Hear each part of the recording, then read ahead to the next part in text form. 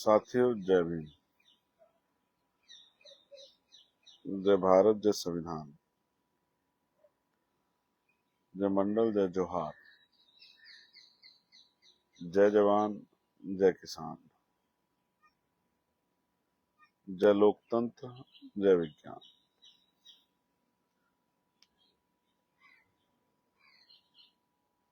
मैं सुबह सुबह लाइव इसलिए हूं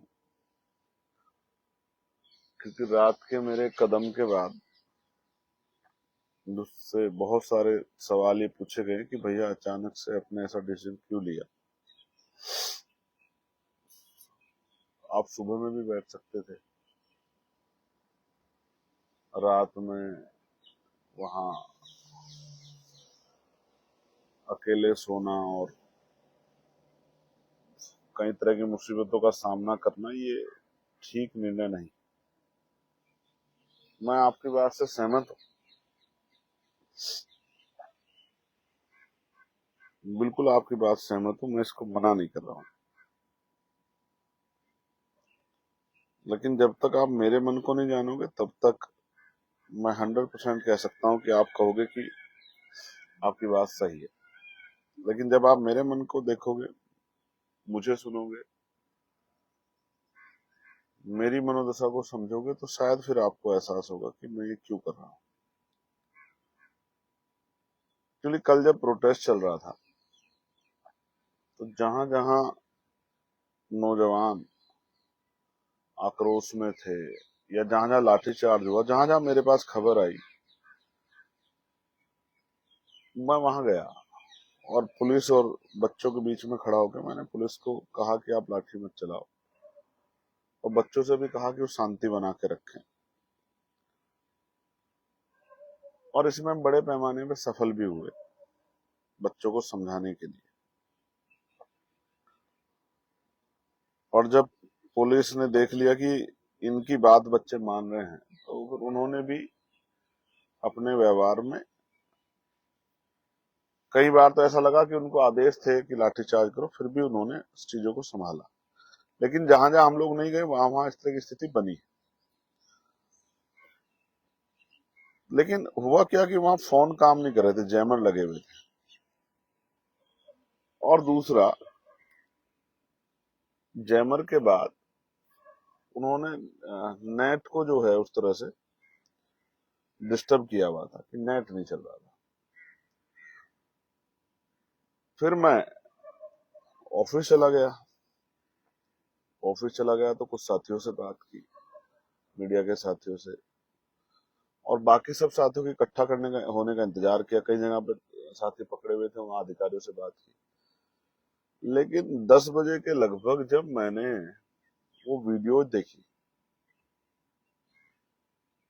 वो बर्बरता देखी, वो जुल्म देखा, और मेरे पास ये भी रिपोर्ट है कि 2 बच्चे, बड़े, एक लड़का एक लड़की है, जो बड़े सीरियस हैं, हॉस्पिटलाइज है। मुझे ये नहीं पता कि वो उनकी क्या कैसी हालात है। तो जब मैंने वो बर्बरता, अन्याय, लाठी, आप बच्चों को रोकने की लाठी पैर पे भी मार सकते हो, लेकिन आप अपने सरों पे मारी लाठी। और कुछ लोग बिना वर्दी के, इसी तरह के नौजवान टाइप लोग हैं, वो जो हैं लाठीचार्ज कर रहे हैं।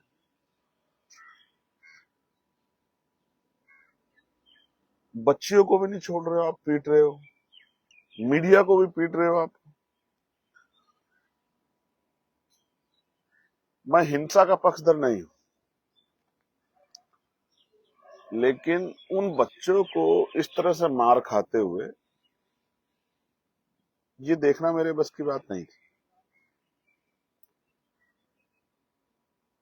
दूसरा, इस प्रोटेस्ट को भी जिंदा रखना है, जिस पर कल कई सवाल खड़े हो गए कि भाई हिंसा होगी, ये सब चीजें। ये भी एक बहुत बड़ी जिम्मेदारी है कि एक अच्छे शिक्षा के लिए पहली बार कोई आंदोलन हो रहा है देश के अंदर। और क्योंकि भीम आर्मी का निर्माण ही पाठशालाओं को से लेकर सब चीजों को अगर आप देखोगे तो शिक्षा को प्रायोरिटी पे रख के हुआ, पाठशालाएं खोल के, कोचिंग सेंटर खोल के। शिक्षा के लिए आंदोलन और हम लोग ना आए, ऐसा तो नहीं हो सकता। और मैं तो लगातार बात कर रहा हूं कि कक्षा 1 से 12 तक की शिक्षा मुफ्त हो और वो गुणवत्तापूर्ण हो, क्वालिटी एजुकेशन मिले बच्चों को। तो fair, free and fair exam, निष्पक्ष एग्जाम, वो कोई भी एग्जाम, आज देश का युवा चाहता है कि भर्तियां समय पे आए, भर्तियों में किसी भी तरह के घोटाले ना हो, पेपर लीक ना हो, और एक तय समय सीमा के अंदर पेपर हो, और पेपर कराने वाली एजेंसी ऐसी हो जिन पे कोई दाग ना हो। तो जब मैंने ये अन्याय देखा, बच्चों को पिटते हुए, उनके फटे हुए सर, खून से लथपथ, मुझसे रहा नहीं गया। और मुझे लगा कि जब वो लोग सड़कों पे हैं, वो लोग अपने घर नहीं पहुंचे हैं, वो लोग दर्द से कराह रहे हैं, वो देख रहे हैं कि कौन उनके साथ खड़ा है, तो मेरे जैसे आदमी को, जो बाबा साहब अम्बेडकर को, फूले साहू को अपना नेता मानता, आदर्श मानता, उसको चैन से घर में नहीं सोना चाहिए। ये शुरुआत मैं अब भी कर सकता था, रात में जाके घर पे सो के और नहा धो के आके फिर से यहाँ बैठ सकता था, लेकिन मुझे लगा कि नहीं, जब वो सड़कों पे हैं, जब वो अन्याय सह रहे हैं, जब वो भूखे प्यासे हैं, तो हमें भी इस आंदोलन की शुरुआत करनी चाहिए। और वहीं से करनी चाहिए जहां हमने संविधान की शपथ ली थी, जिस संसद में शपथ ली थी, उसी संसद में बाबा साहब अम्बेडकर के स्टैच्यू के साथ नीचे बैठ के इस लड़ाई को आगे बढ़ाने का संकल्प लेना चाहिए। हो सकता है कि अभी भी आप समझें कि भाई मैंने थोड़ी जल्दबाजी की, गैर जिम्मेदार दिखाई, लेकिन मेरे मन में चल रहा था कि वो हमारे बच्चे थे, हमारे भाई थे, हमारी बहन थी, उनके साथ जो अन्याय हुआ वो स्वीकार नहीं होना चाहिए। और मेरे बैठने से क्या है कि बीमार में आजाद समाज पार्टी जो संगठन है, उनके उन तक बात जाएगी, उनके परिवारों तक बात जाएगी, परिवार से रिश्तेदारों तक बात जाएगी, तो फिर से लोगों को पता लगेगा कि कल किस तरह से। और मैं फिर ये कह रहा हूँ कि हिंसा होती नहीं, हिंसा कराई जाती है। आप जानते हो, हमेशा इस बात कहता हूँ, मैं हिंसा का पक्षधर नहीं, क्योंकि अम्बेडकरवादी तो संविधान में आस्था विश्वास रखता हूँ। लेकिन मेरी आपसे अपील है, मैं आज फिर से 12 बजे के करीब आऊंगा लाइव, लगभग 12:30 बजे, और पार्टी संगठन के लोगों को निर्देश दूंगा कि वो आगे क्या करेंगे, वो अपने जिलों में क्या करेंगे, अपने प्रदेशों में क्या करेंगे। ये लड़ाई बच्चों की, युवाओं की लड़ाई है, उनके भविष्य की लड़ाई, ये हमें जीतनी है। मजबूर करना है, सरकार उनको सुने।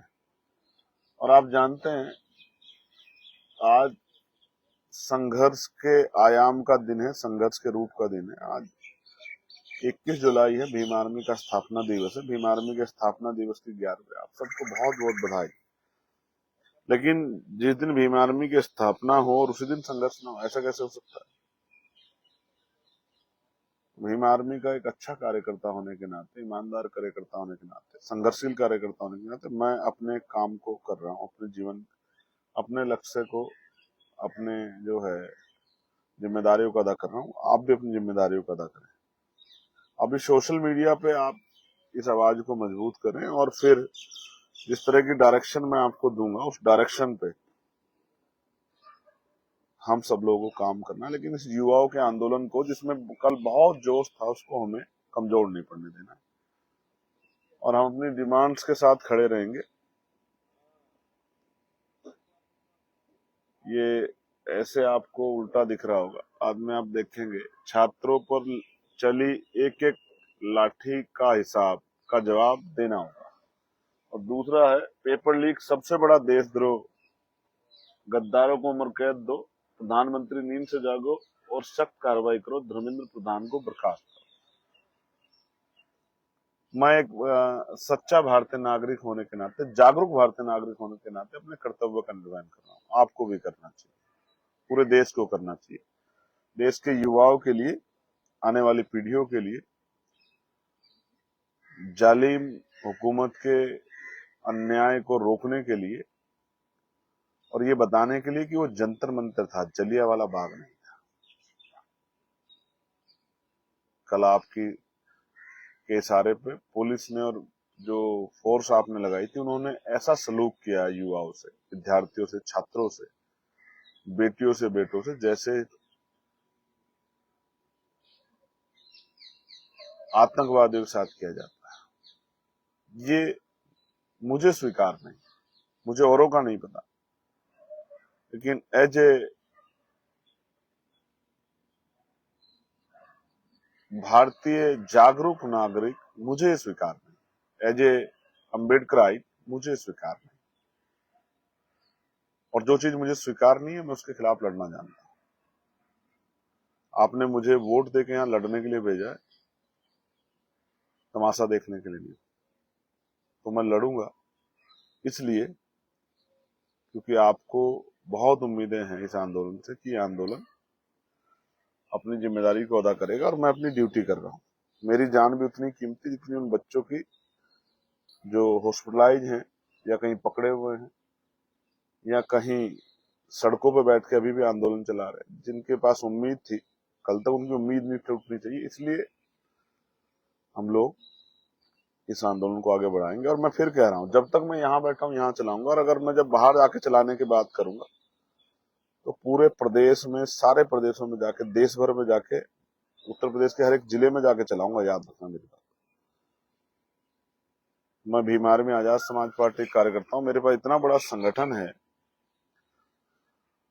कि हर दिन एक जिले में जंतर मंतर बनेगा। आप मेरी बात को याद रखना। मैं हुक्मरानों से कहना चाहता हूं, एक बार घर में बैठ के सोचना। वो भी किसी के बच्चे थे जिनका कल खून आपने बहा, और वो क्या सीख के गए, क्या लेके गए। वो किसी पार्टी के वर्कर नहीं थे, मैक्सिमम लोग स्टूडेंट थे। आपने क्या दिया उनको और वो आपको क्या देते हैं, उनकी नजरों में आप कहां पहुंचे, ये आपको जवाब जो है आने वाले समय में जनता देगी। धन्यवाद। मुझे अपनी बात रखनी थी इसलिए मैंने आपको बताया। मैं 12 बजे के बाद फिर से आपके बीच में आके बताऊंगा कि हम इसको कैसे आगे बढ़ाएंगे। जय भीम, जय भारत, जय संविधान, जय मंडल, जय जोहार, जय लोकतंत्र, जय विज्ञान, जय जवान, जय किसान। आप सबके लिए मंगल कामना। मैं आपका भाई चंद्रशेखर।